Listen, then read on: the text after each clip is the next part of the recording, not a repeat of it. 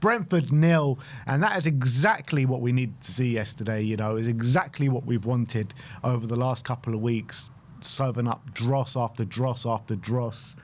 And look, there has been a few things to take from, you know, at least 3 of the 4 last games now, taking Brentford into account. So you can say that potentially Spurs are on a bit of an upward curve after just seeming like there's no kind of light at the end of the tunnel.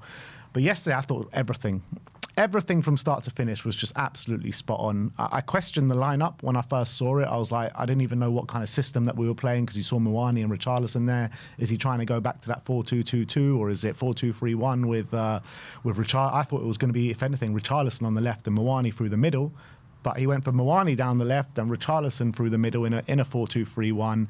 Javi absolutely could, best performance by far in a Spurs shirt, and it looks like that could be the kind of birth of his Spurs career. I thought, me being at the stadium yesterday, you could tell as soon as I got to the stadium, you know, fans were buoyant because Aston Villa had just scored and put Aston Villa 2-1 up, and I think like that was like just the perfect start to the day, where you walk into the stadium and everyone's just buzzing from the off, and it had nothing to do with Tottenham Hotspur. Yeah, everyone's already in a good mood. I was so gassed when I was watching Arsenal losing, because we haven't had anything to really celebrate for a lot this season, to be honest. But that was obviously a great start to the day, and maybe just put a pep in everyone's step going into this game. And obviously we started pretty much from minute 1 with intensity, intent, and we took the game to Brentford. We pressed them, we suffocated them. It was reminiscent of old school Pochettino performances at home. That's kind of how I would kind of describe it, like just suffocating the opposition, being absolutely relentless in our pressing. And we haven't really seen that too much this season. I think we tried to start the season in that vein of form, and we kind of, especially against Man City, if you remember that game, like we were pressing very intensely for a large parts of that game.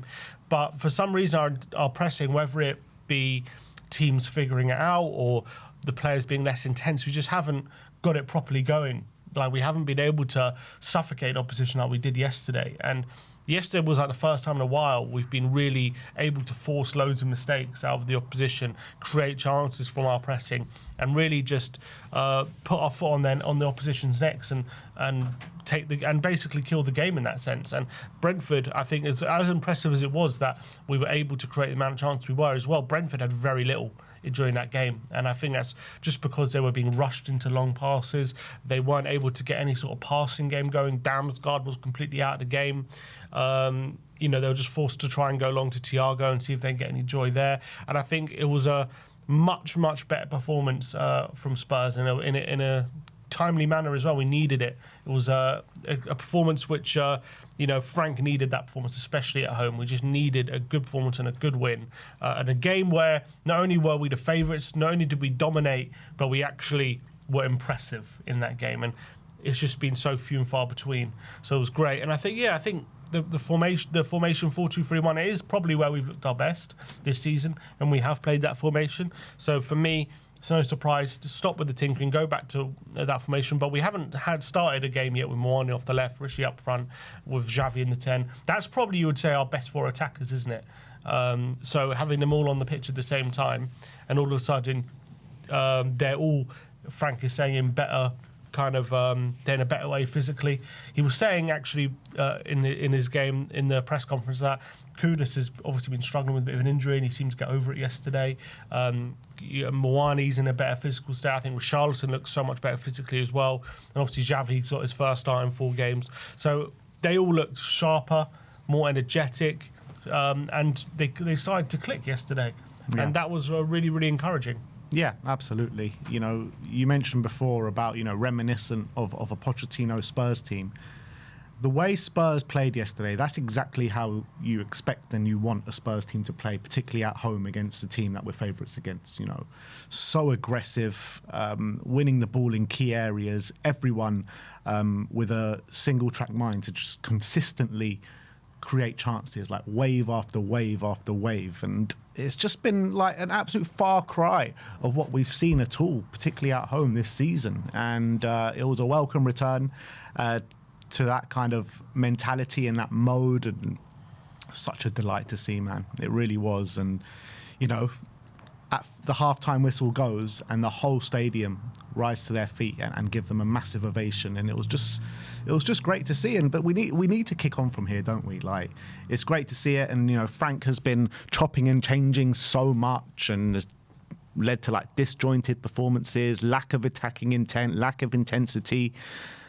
He seems like he's been chopping and changing so much, he's found something that's actually worked and worked really well. So he needs to persist with this now, doesn't he? Yeah, I think so. But is it any surprise, like, he put those players on the pitch together and they started to click? That's what we've all been saying. No more Ben School Paulinia, he did that. Get Xavi in the 10, he did that. You know, try and find a solution for the left wing, he did that. We did that for yesterday anyway. So I think it's things that a lot of fans have been calling for in terms of the lineup and how we want to set up. Also, another thing, be more aggressive when it comes to your game plan, in a sense that don't keep focusing on how to stop the opposition and actually come up with a plan to make them think about what you can do. And I think that's what we did yesterday. It seems like yesterday, look, it might not have been the case on the training pitch, but it seemed yesterday to me like we were just playing our game and we weren't bothered about what Brentford were trying to do. Our plan for Brentford was just press them high, make sure they're not getting any time on the ball, make sure they're not getting time to play their passing game, and just snap in the tackles and be confident and be intense. And when we do get the ball, just play your game. Don't like think about their weaknesses, just play to your strengths. And that's exactly what we did yesterday. It seems though the game plan was just focusing on ourselves, and that's something that we haven't seen a lot of from Spurs and from Thomas Frank so far this season. It seems as though he told the players, look, today we're focusing on ourselves, we're going to play our game.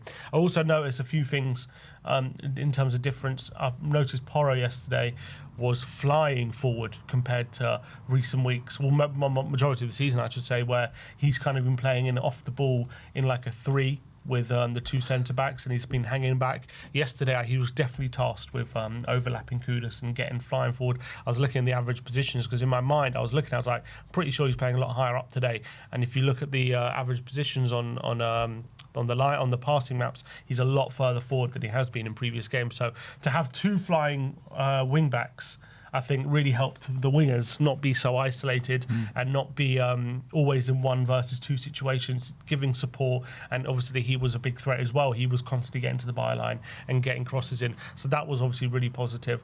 And yeah, I just think, for me, I don't know why it took him so long to get Xavi in the 10 and play this kind of way, but look, better late than never, and let's hope we start to see, especially in these kind of games at home to an inferior team, like, why couldn't he have done this against Wolves? Why couldn't he have done this against Fulham? Why couldn't he have done this in a lot of the other games we've been playing this season at home, when we should be taking the game to opposition, but he's been way too conservative.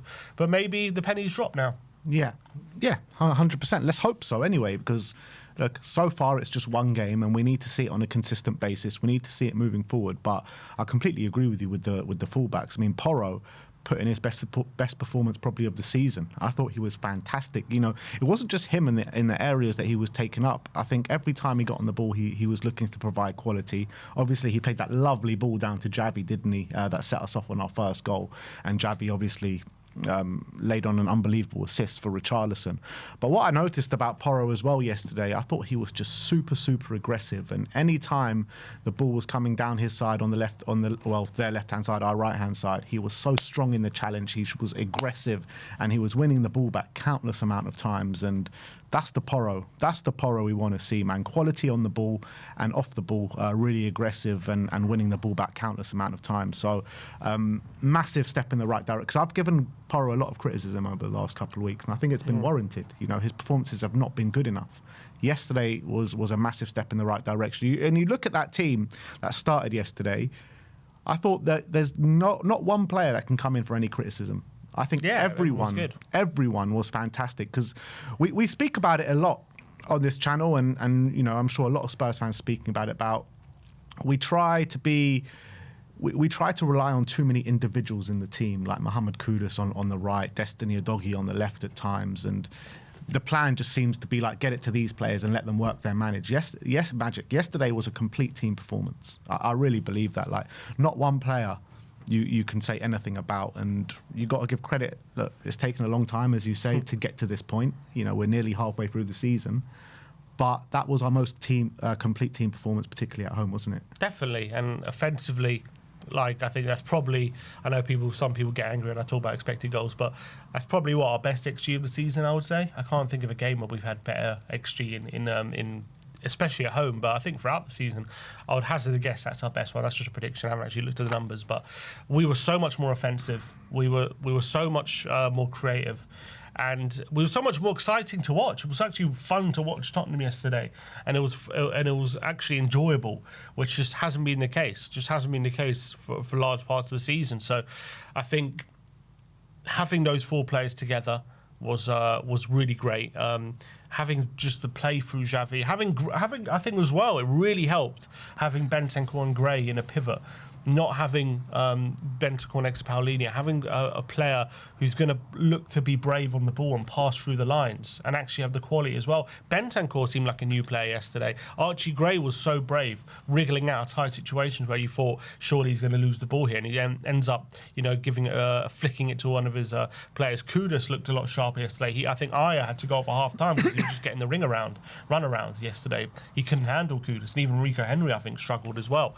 The fullbacks were flying forward, so they were providing attacking options. Romero and Van de Ven were just sweeping up everything that came towards them.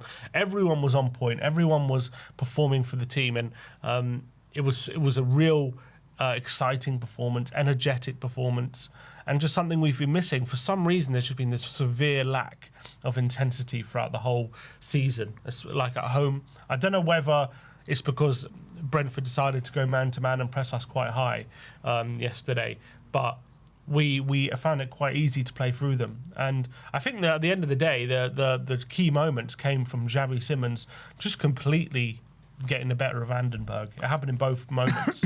The first one, it was the ball over the top, and he just spun Vandenberg in behind, and Vandenberg just couldn't keep up with him. And then the second time, he loses the ball and then wins it back off Vandenberg, just sprints past him. The Brentford team completely opened up, and bam, it was 2-0. So I think that Xavi versus Vandenberg being one of their centre-backs, he was clearly tasked with being man-to-man with Xavi.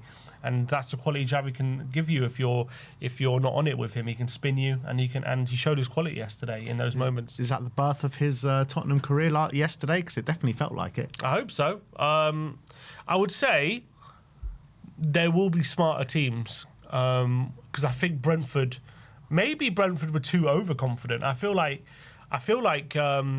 they went man-to-man, which, to be fair, a lot of teams do nowadays, so it's not like anything specific, but Vandenberg was pretty much tasked, okay, wherever Xavi goes, you're following him. And he followed him even into our half, and that cost him. That's what cost him in both moments, because Xavi literally came deeper and deeper and deeper in the first goal, and then he saw Vandenberg, he left a big hole at the back, he's like, I'm going to go for it, I'm going to sprint. And the second time, Vandenberg won the ball off him on the halfway line, and Xavi robbed it back off him. So it was, if they had a smarter defender or a smarter way of playing, would that player have backed off Xavi and not given that space, left that hole in the back line, and maybe we would have found it harder. So I want to just calm down on that sense. But at the end of the day, even if a defender does that, you still have the quality to be better than him, and he still need to exploit it, and he did it phenomenally. He was absolutely brilliant. Yeah, I agree with all the points you make, but like a lot of criticism towards Xavi so far this season has been like, he needs to bulk up. He's not physically ready for the Premier League. I mean, it didn't look like that yesterday, didn't he? He was putting himself about. He was winning challenges in the middle of the park. He ran half the pitch, outpacing the defenders. Exactly. So, I mean, can we put that to bed now? I would say so. It was never really an issue I thought is the real issue, what's going on. Not to say that he is the most physical. I'm sure there are 10s in the league like Gibbs-White and Rodgers and, maybe Eze, who are definitely more physical and a bit more robust. But it doesn't mean just because you don't have that element to your game, you're not suited to the league. There are players like Maddison, there's players like Foden, who absolutely thrive in this league because they got the technical ability. And I see someone like Simons, who definitely has that, who's definitely good enough. Because I'll tell you why, because the amount of fouls he's been winning means it's tough for defenders. Yes, defenders get near him, but they struggle to actually, they have to bring him down a lot of the time. They actually foul him because he does get away from them, which means for me, it's showing me that he can challenge in this league. He can challenge with these players. There's no reason why not. And it's just about getting him in those positions. It's about getting him, how many times has he been in the box this season? We find him once and he gets an assist. Yes, the second goal is a bit different. He has probably found himself in those kind of positions quite often this season, where he's running with a lot of space in front of him. But this time, luckily for him, there was a space to attack in the box, and he did, and he got the goal. There hasn't really been that space on a lot of other occasions. But for me, there's no reason why someone like Xavi, just because he's not got the physicality of a lot of other players, he can't be a success in this league. And I think he's got the quality. We saw his brilliance yesterday. I think he was doing things a bit quicker as well, which I think that definitely is something in this league you need to do, because I think in the Bundesliga you do get more space. There's a lot more space in transition, and all the teams are a lot more kind of counter-pressing and gegen-pressing and leaving risk and leaving spaces. And when you do attack, there's a lot more space to run into. So the Premier League, you do need to do that thing that half a second quicker, of that, whether it a pass or a shot. And he was doing those things, I felt, a little bit quicker yesterday, getting out wide to Kudus, not kind of dilly-dallying on the ball. So that was really good. So look, it was a very encouraging performance. At the end of the day, again, it's only just like Tottenham, it's only at home against Brentford, and he's going to have tougher tests ahead. But it's such a, like, he needed to show it in a game, just to show the Tottenham fans what he's capable of, and kind of get that monkey off his back of his first goal, because the longer that goes on, it definitely plays on players' minds, especially attacking players like Xavi. It's going to obviously play on his mind. So great that he was able to put in a performance in front of the home fans and get them believing again in what he's capable of, because I've heard so much rubbish about him, even from our own fans, but also opposition fans, about how bad he is and what a flop he is, and he's rubbish and he's no good and we made a mistake and he's a flop. So he needs to start putting that to bed. Yeah, and hopefully he can kick on from here, just like the team, and really kickstart our season now, and Xavi's season. Golden assist, first goal in the Spurs shirt, both of such high quality as well. It was really great to see. I mean, the players did have a bit of a point to prove, and I think they came out from minute one with that attitude, and I think a point was proven. And yeah, look, we can all say it was Brentford at home, and Brentford have only won one away game all season. Which is all true. Yeah, it was all true, but we just played Fulham, and they hadn't won away game all season, and we found ourselves 2-0 down after 5 minutes. This Spurs team had to prove it against any Premier League opposition. It didn't matter who it was, and Brentford, not beating Wolves at home, yeah. You know what I mean? So Brentford, as much as they've been poor on the road this season, they still have impressed in the season in general, and they've looked like a really good counter-attacking outfit. They played very well, I thought, the Emirates. In the midweek. Yeah, they played decent, and they've caused other teams problems. They barely caused us a problem yesterday, and we were pressing so high up the pitch. You're talking about Porro and Spence's position, but still they couldn't find Sade and Utara in those positions, in those counter-attacking threats, and that is because of the application, the desire, the energy, and the work rate that these Spurs players put in yesterday. So all these Spurs fans saying, "Oh, it's only Brentford this, it's not that impressive." I'm very impressed with what I saw yesterday, because it was just a complete performance. And they got to start somewhere, don't you? Exactly. And all these Spurs fans that saying it's only Brentford, I said it on the fan show yesterday, a lot of Spurs fans were predicting losses for us yesterday. So to win in that manner, I think is very impressive. It is impressive. It was an impressive performance. I think the way we dominated, and I think with the way we gave them so little, was probably the most impressive thing, because I think you are expected. I think obviously we haven't so far this season, but most teams at home to Brentford, you are expected to take the game to them, be brave and create chances. But the fact we haven't done that, and we did that yesterday, was a great start. But I think the fact that we did it without giving much away as well, and the fact that we restricted Brentford while also continuing to just create chances pretty much at will throughout most of the game, I think that shows to me that we are capable of being a team that can be dominant in games, that can attack teams, but also not necessarily having to be wide open when we do that. And I think that's obviously part of the intensity that we showed yesterday, but it's also part of the quality we do have in the team. We showed yesterday the quality we do have. Brentford are a decent outfit. They always give you a difficult game, even games where they lose. So to take them to the cleaners like we did was an impressive victory, and it was an impressive performance. But I also think you have to say, look, at the end of the day, it is our first win at home since August. It is only Brentford, and there has to be momentum built off this. And to be fair, we got the draw against Newcastle, which was a good result, albeit the performance wasn't great, but we got a good result, and we were saying we need to build momentum off that, and we have done. So let's hope we continue to build off this. Yeah, and exactly. that starts with an important game on Tuesday. Yeah, that's what it comes down to. I just don't like it when people say, "Oh, it's only Brentford," when a lot of people were predicting Spurs not to win this game. So I just don't like that kind of narrative. I just like to focus more on what Tottenham produced on the pitch yesterday, and that was an absolutely top performance. And you talk about before the dynamic between Bentancur and Archie Gray. Archie Gray really impressed me yesterday. I thought Damsgaard was finding it so hard to get away from him. Damsgaard stinker and hooked after an hour. And I thought it was mainly to do with Archie Gray and the job that he did on him. And not only did he do that job, but he had the mindset to keep progressing the ball and keep going forward. I mean, both of them did a great job at that, but I was even more impressed with Archie Gray on the day. Yeah, and I think the penny has dropped with Frank when it comes to Gray and Bergvall, because before that PSG game, they were both really struggling to get starts in this team. Well, I guess Bergvall was getting some starts, but Gray was definitely struggling to get some starts in this team. And ever since that game, there's been a constant one of those, at least one of them, sometimes both, have been starting in the 11. So I think Frank has finally realised I need to start getting these guys acclimatised into the team, because they are the future of this team. In a few years, these guys are going to be starting week in, week out together in the Premier League. And I think those are the guys when you look at the ceilings and the quality, those are the guys we need to start implementing in the team as soon as possible. So I'm delighted that Frank is finally giving them starts on a regular basis. And I thought Gray did not let him down yesterday. I thought maybe against Fulham he wasn't great, but on this occasion he just kept his position simple, because I felt like against Fulham there was a bit of confusion. Where is he actually playing? Is it in a pivot? Is it in a... I don't know if the Tottenham players knew what the formation was, let alone the players. There's a lot the fans didn't know. So whether Gray was there was confusion, because he seemed a bit lost in the centre in that game. He didn't know where he was supposed to be. I feel like in this game, just simple. You're in a double pivot next to Bentancur. It's a 4-2-3-1, and he knew exactly what he was doing, and I think he did absolutely shine.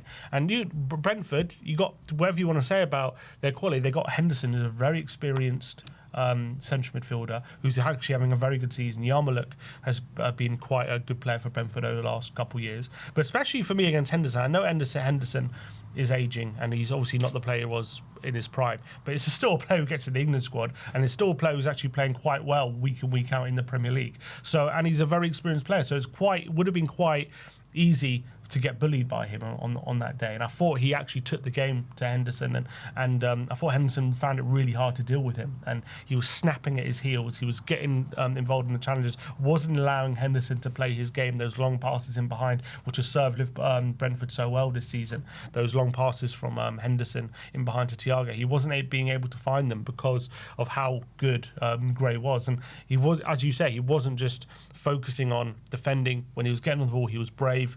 He was passing it forward. He was getting the ball quickly to our wingers as well, and much better than he was against Fulham. And obviously he was quite good against PSG. So we were praising him before that PSG game. Whenever he had a cameo, he'd been playing quite well this season. So it seems as though he's really getting acclimatised to being in midfield at this level, I feel. Yeah, to be fair to Frank on the Gray situation, he was getting those little cameos. He started the Monaco game, played 90 minutes. I think he started at left back that day. And then he got that injury, didn't he? And then he had to fight his way back in after the injury. So but now he's firmly in Thomas Frank's plans. I think we can see that, and I think he deserves it. Unbelievable performances from him. What do you think about Muani off the left? Yeah, I liked it. I thought, really good energy. The thing is, what I love about Colo Muani is his energy levels throughout the game. Like his pressing is absolutely spot on. He was taking it past men yesterday. He was providing an outlet. Should have scored in the first half, which got to be said. But I thought he was such a big reason how we were able to keep Brentford penned in to their half. Such unbelievable work rate he has. Really is. Yeah, I feel like. Look, don't get me wrong, I was impressed with him yesterday. I think he did play really well. He was more of like a facilitator, for sure, more than himself, like being the one going for goal or being on the end of things. It was pretty much his role was get the long ball to him or a pass into him, hold it up, wait for Spence, wait for Xavi, play it into him, little flicks. And obviously he's got pace, and his work rate, as you say, he tackle Kelleher at one point, and we should have probably scored from that moment.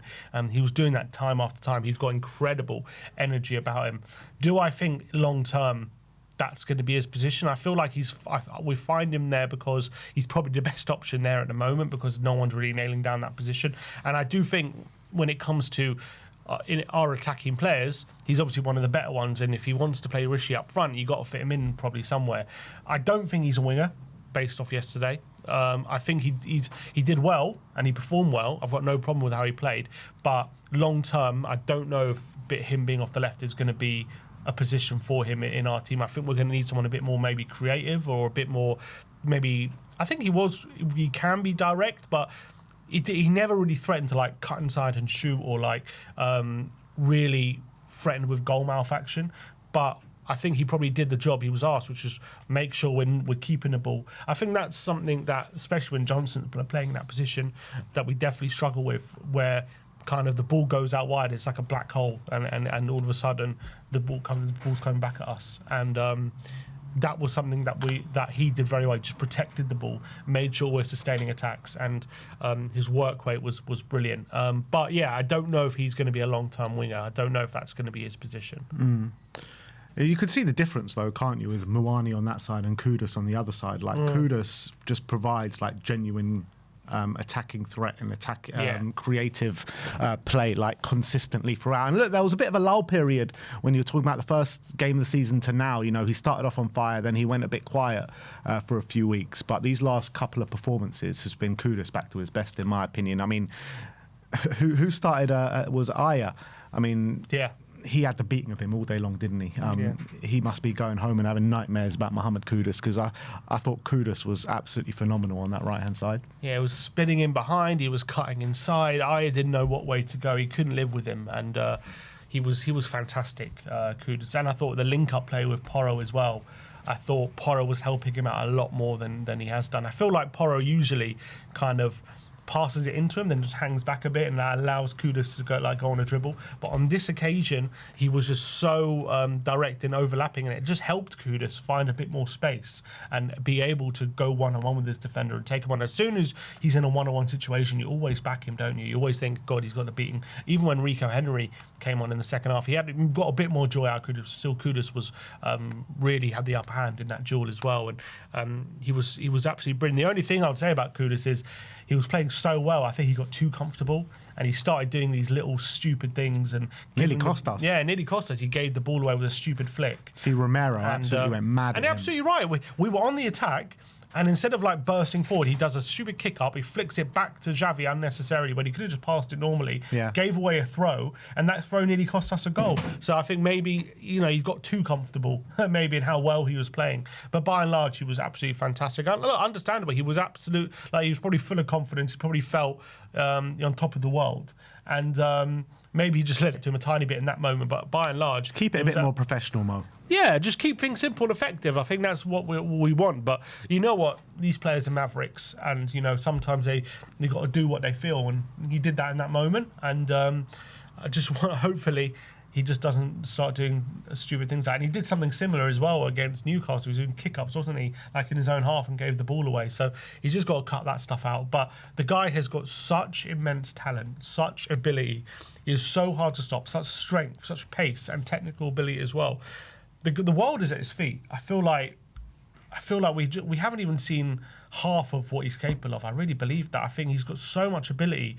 He just needs really unlocking. And I feel like all the stuff we see from him, like him taking people on, getting crosses in, dribbling, I think he's fantastic at that. But I really want to see him starting, do what some of the top wingers in this country can do, like Salah, like Saka can do, cutting inside and being a goal threat. And I think he's got good shooting ability, but he's got to get himself in more of those situations. I feel like he concentrates so much on dribbling, and maybe he's a bit of... people accuse him of being selfish, but I feel like he can be too selfless sometimes. Maybe he's always looking to pass to his teammate. He's always looking for that crossing chance. I want to see him being a bit more selfish when it comes to getting shots off and using his ability to get into goal-scoring positions rather than just creating positions, because I feel like he's got so much more to offer from that. But to be fair, I don't want to. It's not a criticism because I like the way he's so creative. I like the way he creates for his teammates, and that's brilliant. And the fact that he's always, his first thought is, let me try and get a cross in and let me try and provide for my teammates is fantastic. But I think to take his game to the next level, that's what he's got to add to his game. You know what I mean? Yeah, he just needs to become a bit more of a killer. That's what it comes down to. Because look, for the talent that he has, the amount of goal contributions that he gets for us, for what he got for West Ham, particularly in his last season there, is not matched up with the talent that he does have. So he just needs to become more of a killer. He needs to get his numbers up, because he's definitely got it in his locker to do so. Top talent is Mohamed Kudus. Richarlison as well, back to form. I know it's strange to say back to form, because he's been scoring quite a bit of late, but I felt the performance actually matched him scoring a goal, and he deserved that goal that he scored yesterday. I thought it was very similar to what we've been seeing from Richarlison first couple of games of the season, where all action, holding up the ball, really nice control about him. He just put in a really good number 9 performance yesterday. Definitely, he just seems so much sharper. I wonder if it's a consequence of Muani now being back fit and they're able to rotate a bit more. So I felt like there was a period in the season where obviously Solanke and Muani were both unavailable for large parts. And he was basically, Attell was playing sometimes, but most of the time it was just Richarlison, and he was basically playing every game, and he was getting bullied a lot. I feel like Richarlison's one of these players, unlike maybe a Kane or a Solanke where they're like 80% fit, like they can still offer physically a lot more, and they can still compete with their centre backs, and they're not necessarily going to be bullied, and they still provide a bit of quality. I feel like when Richarlison is like, even at 98%, he offers like he gets bullied by the centre-backs, and he gets shoved off the ball, and he's not quite there. I feel like he just needs to be at 100% to be at his very best. And I think yesterday he felt like he was back at 100%. He's holding the ball up. He's looking sharp. His hold-up play is crisper. His passing, linking up with his teammates out wide was great. And obviously getting in the position to score as well. And that's the Richarlison we know is in there. But unfortunately, it's just we see that on an inconsistent basis. Unfortunately, it's few and far between. A lot of the times, he is getting bullied by his centre backs, and it's hard to watch. He's miscontrolling passes and stuff like that. So, the Richarlison we saw yesterday is the one we want to see on a regular basis. That's for sure. The mad thing about it is, like, no matter the performance levels of Richarlison, the one thing he has kept up is his goal scoring. Absolutely, which is absolutely mad, isn't it? Because I give Richarlison a lot of criticism sometimes for the performances that he puts in. Very frustrating, on the floor a lot. I didn't see that yesterday, by the way, consistently on the floor, which has been a big criticism of him of late. That goal-scoring run that he's on is actually quite phenomenal. Well, in recent form, it's 4 in 6. Yeah. And then even the long-term form. For the long-term, I think this stat does go back to like 2 seasons ago, because he just hasn't started that many games. But in 26 starts, it's 18 goals. Which is mad. Which is a great goal scoring record. Yeah. It's mad. It's mad. Like the way fans talk about him, you would think this guy's a Vincent Janssen goal scoring record type, and it couldn't be further from the truth. Yeah. The guy has got a good goal scoring record whenever he has got starts on the pitch, and that's just reality. And whenever I say anything positive about Richarlison, or whenever I post a positive thing about Richarlison on social media, we get so much abuse. Like, people don't even want to see him do well. It's strange. Like, there's people just got this. Maybe it's just some fans, maybe it's just a loud minority, but there's some fans who've got this idea in him, like, he's rubbish. I've made my conclusion he's absolute garbage, and I don't want to hear anyone say anything positive about him ever. And like, even when he does score, and I go, look, he's scoring, he's in good form, people go like, he's rubbish, Jim. Stop talking about him. Like, we just want to sell him. We want to get rid. Like, fine. It's fine to have your opinion that like, he needs upgrading and he's not good enough for us. That's absolutely fine. But just the vitriol people attack him with sometimes, even when he's playing well and he's scoring, like, just because you've made up your mind about him, just blows my mind sometimes. There's some weird thing on social media about Richarlison where people just love to be negative about him. Maybe it comes from the fact that because he's a figure of fun, he takes his shirt off, and he's part of that whole Spursy kind of narrative where we get clowned upon, and he's a big part of that. And maybe he spends a lot of time on the floor, and he's known as a flop that we spent big money on, and he kind of plays into the narrative of Tottenham being clowned upon a lot because of this whole taking of a shirt thing. So maybe because of that, he gets a lot of ire from the fans. But Look, I just feel like this fan base struggle to give him credit when it's due. That's my point. And I feel like right now he's playing. I think this season he's, goal scoring wise, he's been all right. And I think we just need to. Some fans need to get off his back and just stop calling him garbage all the time when he keeps scoring.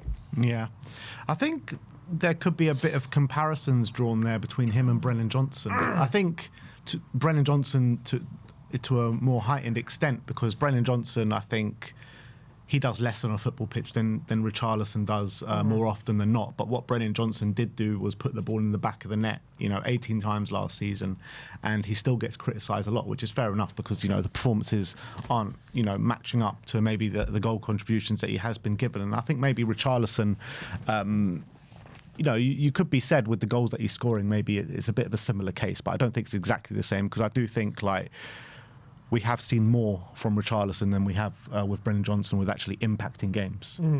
So I think there could be a bit of a comparison drawn there a little bit. And he scores a wide range of goals. He's got 40-yard lobs, bicycle kicks, headers from the inside the box. 40-yard lob. Still, he scores a wide variety of finishes as well. Look, I've always said I just think he's a good player. I'm not saying he's a world beater, but I think people underestimate him, in my opinion. I think he's a good striker, and his goal scoring record has proven that. But yeah, we need him to be at his peak fitness more often, and I think that's obviously a big.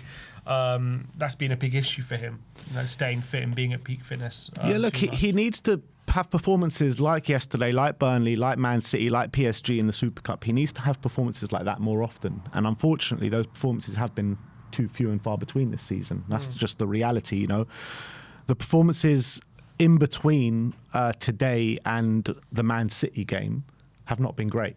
I think we can all recognise that and we can all accept that. But the goal scoring run has kind of continued, which is a great thing. So he just needs to perform like we know he can perform. And if he has more performances like that, as opposed to the performances that we have been accustomed to seeing, then I don't think many Spurs fans will have too much of a problem with him. Would you not also agree that his better performance has not coincided with the team being more functional?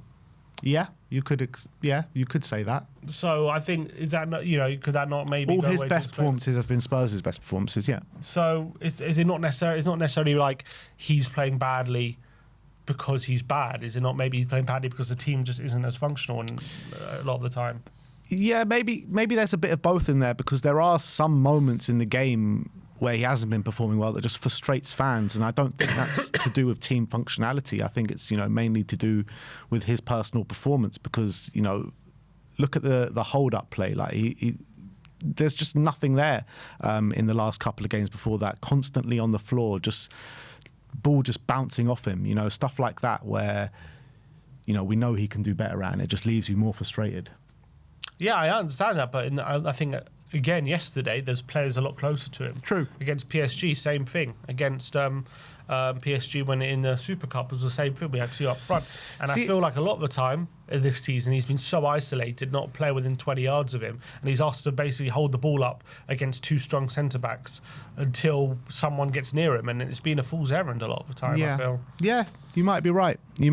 But we have to wait and see how the season progresses, and can he do it over a long stretch of time, because we have never seen that with Richarlison. Yeah, he just hasn't been able to stay fit, I think, by and large.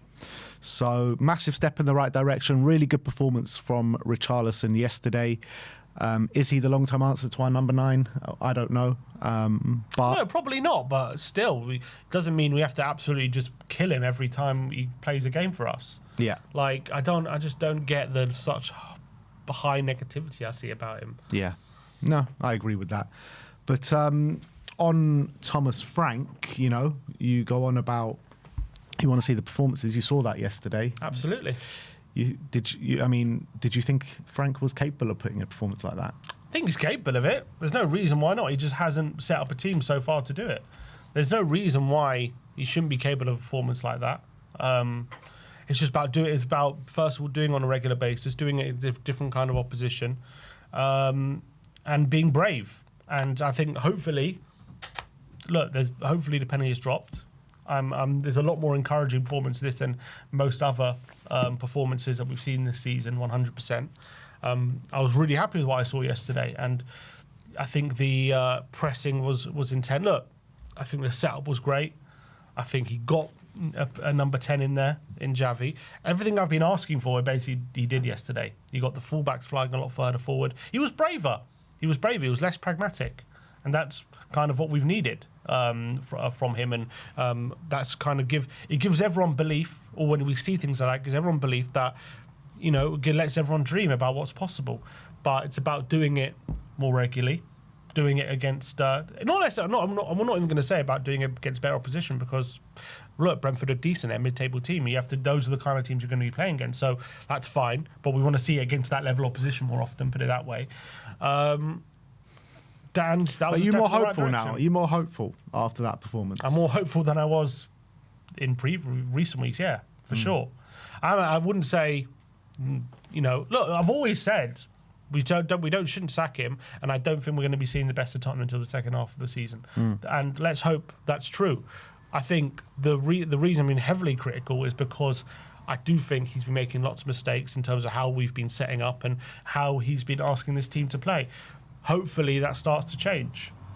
It's got to change after yesterday. There's a bit of evidence of it changing. I think maybe that PSG was a bit of a penny drop moment, hopefully. And obviously we did lose to Fulham the next game, but again, he did start Bergvall and Gray. Then obviously we did get a draw against Newcastle, and then we obviously won this game. So hopefully that PSG game has been a bit of a moment for him to take stock, and things seem to be hopefully improving since then. Yeah, we've been asking for so many weeks now. We just want to see stuff that we can go on, we can take away from the game, look at it at a more positive light, and see something that's manifesting for the future, or going into the second half of the season. And I think we're starting to see that now, and that's brilliant in my opinion. So 2-0 win against Brentford, top performance all round. It was a top day all round. Arsenal losing, Chelsea dropping points, Man City making up a bit of the gap on Arsenal as well, and Spurs putting in the performance that they did. I said on the fan show yesterday, the only downside of the game yesterday was that we didn't score more than we did, because we could have got 5 or 6 yesterday with the performance that we put in. Yeah, absolutely. We created enough chances to do so, and that'll be the big disappointment. But we deserved the win, and we were brilliant pretty much from start to finish. Also, goes under the radar, we managed the game quite well, because in the first half we were a lot more in possession, intense, pressing high. Second half we did kind of cool it off a bit, but we managed it very well, just playing on the counter attack, springing on them, waiting for them to make a mistake. And I actually think the way Frank managed that game was quite impressive. Yeah, I agree. And he brought on Paulinho, didn't he, in the second half? And I thought Paulinho was spot on when he came on, to be honest. He was just running everywhere, wasn't he? Just kicking everyone. It was brilliant. But he was great. He was really good. Yeah. So, like I said, brilliant day all round. Spurs take the 3 points. Move up to where in the league? 9th at the moment. Move up to the... But if Brighton win, maybe do they go above us? Although are they above us at the moment? They're above us at the moment with a draw. Takes us so we're 10th. If they lose, they're on the same points as us. So we're 10th. We're 10th now, yeah. And if United win, then they go above us. So we're 11th. But look, only 3 points outside the top 4, so it's still very, very tight. I mean, the league is so competitive this year. As you say, Everton are currently 5th. Yeah. So they were literally below us like 3 weeks ago. Yeah. And now Everton 5th, Bournemouth 13th. Like, it's just madness. The swings. The swings. Literally, we go and win 3 games in a row. We're in the top 3 race. Yeah. That's how mad it is. Yeah. And then you lose 3, and all of a sudden, are we getting relegated? It's just mad, isn't it? That's how mad this is. I don't think it's ever been this tight at this stage. I think usually is quite tight up until like 10 games in. Then you should start to see gaps form. But at the moment, there just seems no letting up with the league. I doubt it'll be like, look, maybe I'm wrong, but I don't think it's going to be like this all the way till the end of the season. I'm sure gaps will start to form at some point. But right now, you just got to take advantage of the league table while it is. It's mad because there's 6 points from Brentford in 14th to Chelsea in 4th. Yeah. That's just crazy, isn't it? So 2 wins and Chelsea could be level with 14th, and they were in a title race like a few days ago. It's madness. All it takes is Arsenal to fall off a little bit, and then it'll be like 1st to 14th. We're all just going to be so tight. And then anyone can win the league. Yeah, glitches. Every team just has a big inconsistency. I just feel like, I don't know if it's look, they are inconsistent, but I just feel like it's just so competitive. Every team has so much money. They've got every team now has great recruitment, or has analytics and data, and all these teams behind them, and they have all these like armies, basically coaching staff armies, all this kind of stuff. They analyze everything, and I think getting those marginal gains is not as simple as it used to be, where people used to be ahead of the game. Now I think it's so hard to be ahead of the game now, because everyone is ahead of the game. Everyone has the money. So you can't, like, everyone has good players now. So is it actually ahead of the game if everyone's ahead of the game? That's what I'm saying. You can't really get ahead of the game. There's no being ahead of the game. Being ahead of the game now is just staying afloat. You know what I mean? It's just like you're doing what everyone else is doing, even if you're just like being very data-led and all this kind of stuff that we've been trying to do recently. We're just basically, good goal. We're just basically catching up. Like I guess the teams who I really feel maybe are ahead of the game are teams like Brighton, Brentford and Bournemouth, who, you know, with their size of their clubs, have been punching well above their weight. Maybe Palace as well. But when it comes to teams like us, we think we can just spend our way out of it. It's not that simple sometimes. Do you have confidence that Spurs can go on a bit of a run now? Yeah, sure. I mean, do I have confidence Spurs can go on a bit of a run? If we play like that more often, then I think we'll win more games than we don't. That's what I'm confident of. And if we get that. Do you think we will though, or do you think it could revert back? I think there were definitely a few things in our favour yesterday. I think first Brentford don't have a good away record. Frank knows them inside out, so that definitely helped. I also think the two moments we did score were. But also on the flip side, they know Frank inside out. I know, but I think it helps more that we know them than they know Frank, because Frank could always change. Like, he knows all the players. You know what I mean? They don't know our players as well as Frank knows theirs. I think that's a big advantage. But look, it was great, but it's one game against a Brentford team with only one away. So as much as I'm delighted, and it's not to say that I'm not judging the performance on its merits, I am, but I don't know if I can sit here and say we're definitely going to go on a run. I don't know. I'm more hopeful than I was. If it was like a stodgy 1-0, you know, we scored from a corner, I would be sitting here saying, yeah, it doesn't mean anything. I do think it means something that we played, how well we played yesterday. Like, I don't think it was just a one-off. I'm hoping anyway. Like, I think we played really well, deserved the win. We showed we can be dominant. But let's do it in more than one game. You on the train? I'm on the train. Thomas Frank's cooking? He cooked yesterday. He's cooking yesterday. He cooked yesterday. I jumped off the train for a little bit, but I'm fully back on the train. Choo choo. Thomas Frank is cooking. One win against Brentford, and that's all it takes. That's all it takes. It's not the win. It's not the win that did it for me. It's the performance and how we actually came across the win and how good the players looked yesterday, and the system and the game manager. Everything was just perfect yesterday. Yeah. So that's what did it for me, to be honest. And as well as, you know me, we had that conversation after Newcastle, and I felt positive after that game, even if it wasn't the greatest performance. But it's just like how we ground it out and stuck in there and kept going and got that, you know, great point at St James's Park. And now we've taken it further than that and had a really good performances and won the game. Yeah, I think that's a crucial thing. The players, you know, seem a bit, I don't know, there were question marks about them, whether they're buying into Frank and all this kind of stuff. And they definitely seem a bit more buying into him in the last couple of games, that's for sure. Yeah. They said they had that big chat, was it, after the Arsenal game?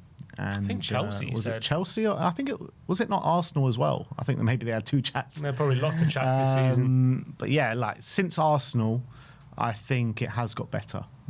You've got to say that. So yeah, I mean, but that's like it's better than like dog shit. Yeah, but like not just dog shit. It's like our worst in our history.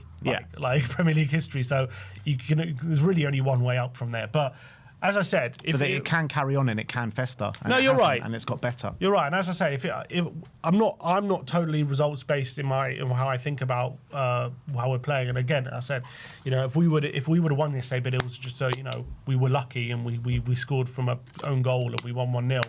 I wouldn't be so encouraged. But yesterday definitely got us right back on the right track.